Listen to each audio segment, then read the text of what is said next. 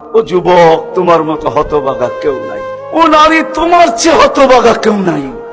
ও পুরুষ, তোমার চেয়ে হতভাগা কেউ নাই। কপাল পোড়া কেউ নাই। তোমার মতো নিকৃষ্ট কেউ নাই। তোমার মতো নিমক হারাম কেউ নাই। তুমি আল্লাহর যৌবন নিয়ে ঘোরো, আর আল্লাহ ডাকে তুমি আসো না,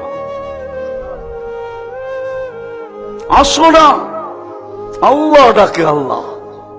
হায় হায়, দুনিয়া দিয়া বুঝাইতে চাইতেছি, দুনিয়া আমার আলোচনার বিষয় না। প্রত্যেক দেশেই কিছু ব্যক্তিত্ব থাকে, ইচ্ছা করলেই এদের সাথে সাক্ষাৎ করা যায় না, সিরিয়াল নিতে হয়, সিরিয়াল মতে সাক্ষাৎ করতে হয়। প্রত্যেক দেশেই কিছু ব্যক্তিত্ব থাকে।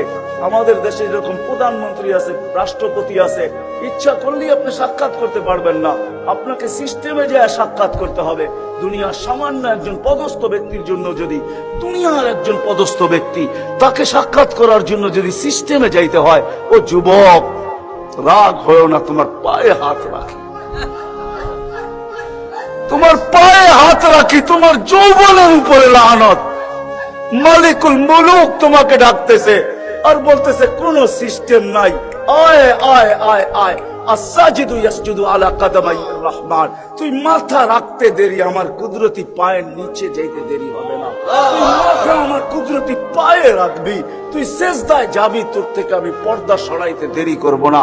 যদিও আজ পর্যন্ত আমি কাউকে যতজনের সাথে সাক্ষাৎ দিছি বা কথা বলছি ওরা আল হিজাব, শুধু একমাত্র তোর নবী আছে, তোর নবী আছে, মুহাম্মদুর রাসূলুল্লাহ আছে, যে আমার বন্ধু, তাকে সাক্ষাৎ দিছি তো কাবা কাউসাইনি আদনা ফাদানা ফাতাদাল্লা ফাআওহা ইলা আবদিহি মা আওহা। সমস্ত পর্দাকে সরায়া বন্ধুকে পাশে বসায়া দর্শন দিছি। তুই তারই উম্মত, তোকেও দর্শন দিতে চাই, কোনো পর্দা রাখতে চাই।